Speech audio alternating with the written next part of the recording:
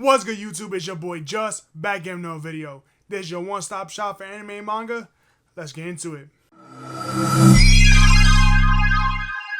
I want to start by saying thank you everyone for subscribing. If you're new here, you like my content, you like what I'm doing, consider subscribing, leaving a like, hit the bell so you don't post no video. Also follow me on Twitter. Links gonna be in the description. What's up, y'all? It's that time. We're going to be doing my manga for the month of June.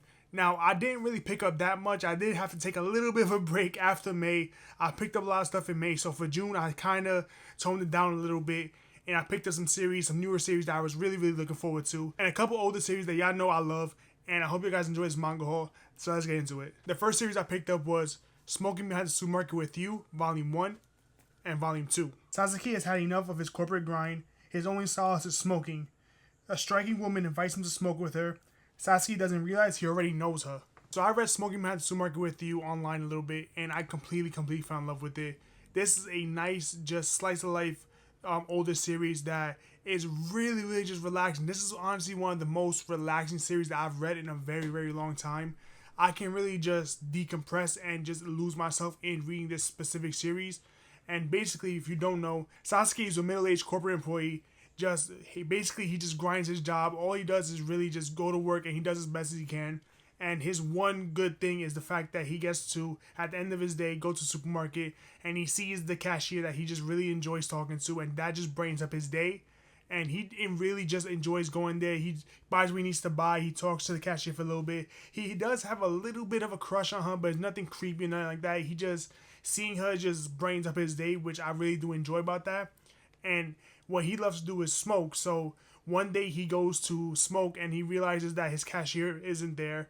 And he finds this other girl who's there. And she brings him along and says, let's go smoke behind the supermarket. And it's just a nice, like, rom-com type of series because it has a little bit of romantic in it with their friendship, because she does tease him a little bit. But it's like playful teasing. It's not really, what I can see so far, it doesn't really get to that point of actually being romance.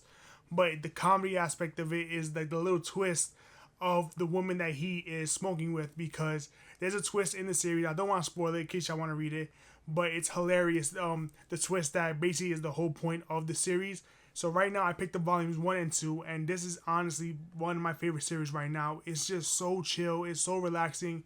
If you like older slice of life series, you're really going to enjoy this one, because this one deals with a lot of topics that people like my age, and obviously a little bit older, they can really relate to, because we're really going through a lot of that stuff. And he's just sitting there smoking with this woman that he really doesn't know, and he's just building a friendship with her. And that's really what I do love about it, is that there's no ulterior motives. There's no like weird trickery or anything like that. It's really just him trying to decompress for the day after a long day of work, and he's just relaxing with this new friend that he's made. The next series I picked up was Rollback.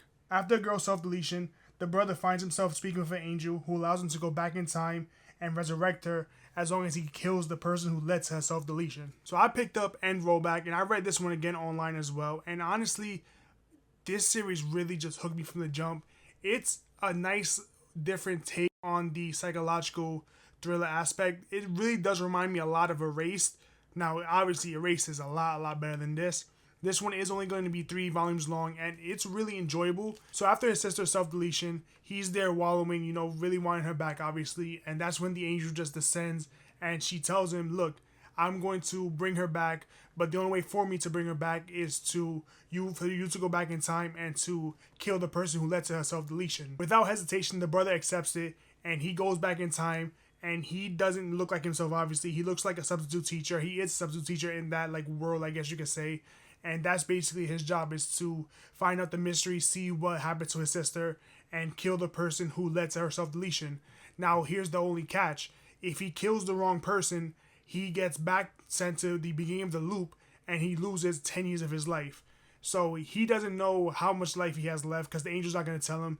And he has to make sure he gets the person that actually led to her self-deletion, because the more people that he kills wrong, or the more times he fails the mission, the more years he's going to lose off his life. So it's basically like a guessing game. Can he resurrect his sister with enough time for him to enjoy it? Or is he going to resurrect his sister and he has a day to live? So that's what I really do like about the and Rollback series because it's a nice psychological thriller, a little bit different than what I've been reading recently. Because I've been reading a lot of like Shonen Jump and Slice of Life, things like that. So something more psychological thriller I really am enjoying right now.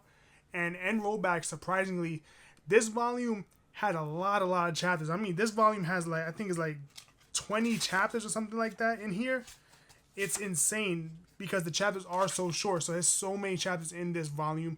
And one thing I like is the fact that this actually has a dust cover. So you don't really see that in Western manga, English manga. This has a dust cover, which I really do enjoy. I'm just really liking this volume. The only thing I'm a little bit worried about is the fact that I think volume 2 and volume 3, which are the last 2 volumes of the series, I think they both come out on the same day in October. I might be completely wrong, but I think that's when they come out. So I can't wait for the rest of the series. It's going to be a nice, enjoyable series for me. I don't think it's going to be my top 10 or like, an amazing series by any means.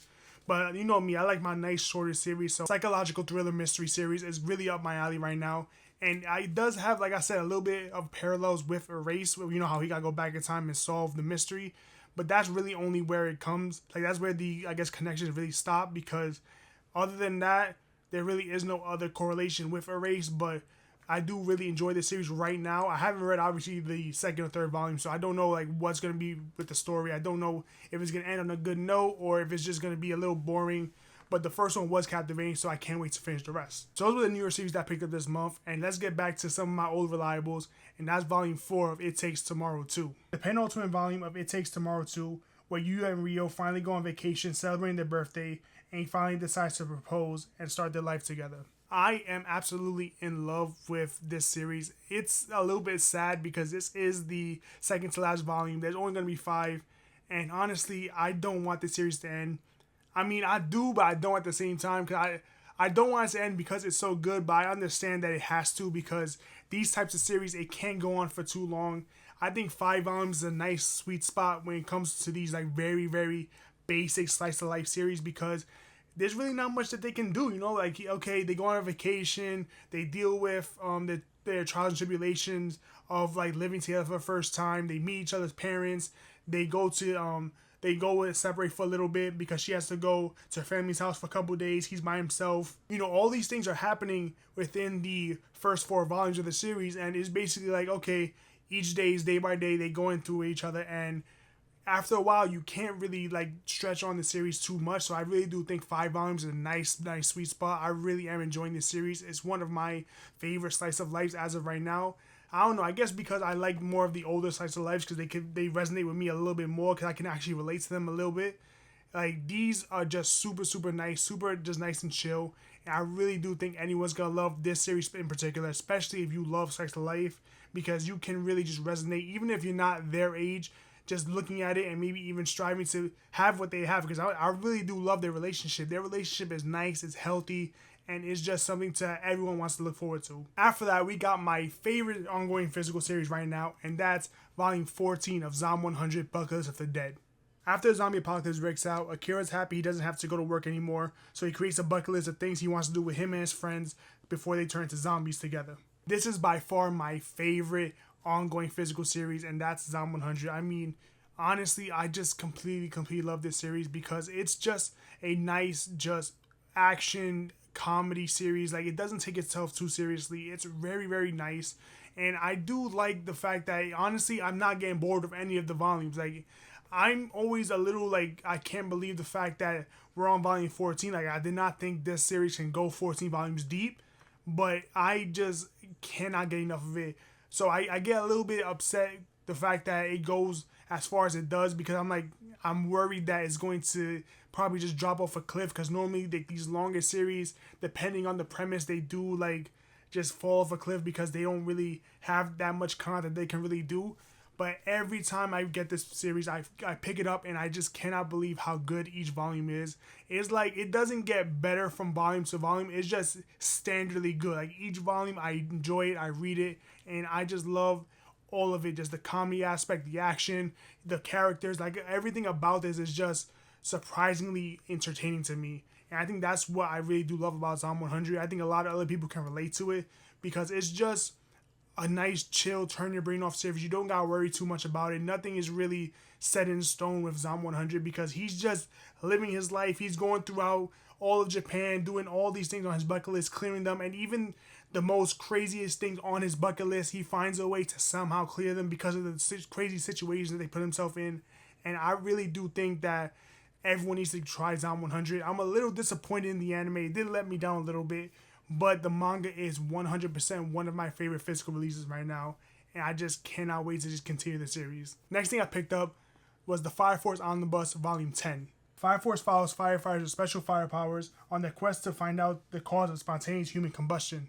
So here's Volume 10 of these gigantic omnibus, and I cannot wait for this damn series to end because honestly, I'm tired of collecting these huge ass volumes, but I do really love Fire Force, and I cannot wait to finish Fire Force.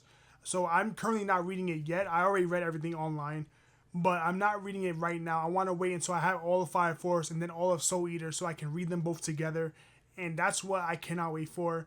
And honestly, I do like the Fire Force Omnibus. I do think they're really nice. It's just the quality control is really just not there. I mean, I have volumes that are longer, shorter, taller, thicker. It's just on the shelf, it looks like they're not even cohesive, especially when the spines are supposed to be connecting spines. They really don't even look like they're connecting most of the time because of the way the volume like conditions are. No, not conditions, but like I guess the quality of the volumes are. So surprisingly, it is good to read. Like I've opened it up, I've read the first like 2 volumes just to see how it is to actually read the omnibus, and I'm surprised like the spines actually held up. So the quality of like the build is there, but honestly, when all of the connecting spines are not uniform, or even the volumes itself are not uniform from the same publisher, the same series, it's a little hit or miss for these specific volumes. I probably would have recommended getting the singles, but I didn't want to collect 34 volumes. But honestly, at this point, who knows? Because these damn thick volumes are basically the size of literally 3 volumes just squished into one. So I probably should have gotten the singles now that I look back at it. But honestly, I'm not mad at the Fire Force Omnibus. I can't wait to finish it. I think there's going to be 12 volumes, so I'm almost there. I'm going to finish it. I think it comes out September, so I'm going to finish it soon. I cannot wait. And I can finally read Fire Force and then read Soul Eater. The final thing I picked up was Volume 4 of JoJo's Bizarre Adventure Stone Ocean. JoJo's Bizarre Adventure Stone Ocean follows Jolene Cujo on her quest to get her father's memories and stand back from an evil villain who has a connection to the family. Y'all know me. Y'all know I am absolutely in love with JoJo's Bizarre Adventure. One of my favorite series, surprisingly. And I had to pick up Volume 4. I've already watched all of Season 6 in regards to the anime, so I already know what's going to happen in each volume. But honestly, just reading JoJo's Bizarre Adventure, because I do read these as I get them at right now, reading them is really good. Like, honestly, for me personally, I guess maybe it's because the way I read, the pacing always just feels better than watching most anime, especially nowadays. So I really just am enjoying JoJo's Bizarre Adventure Stone Ocean even more now, the fact that I'm reading each volume. But I cannot wait for Steel Ball Run. So I have not read Steel Ball Run or have watched because the anime has not come out. So right now it's just, I'm just biding my time, I guess you could say, with the Stone Ocean because I cannot wait for Steel Ball Run. But that's what I picked up so far right now. So that's all the volumes I picked up in the month of June. Like I said, I needed to just be a little more chill this month because I didn't pick up too much, nothing crazy. I just picked up some of my pre-orders and a few newer series that I really were looking forward to. And that's just everything I picked up. I hope you guys enjoyed it. I hope you guys enjoyed the video. Thank you for making it this far. If you're new here, you like my content, you like what I'm doing, consider subscribing, leaving a like, hit the bell so I post another video. Also follow me on Twitter. Links will be in the description. This is your boy Just. I'm off this.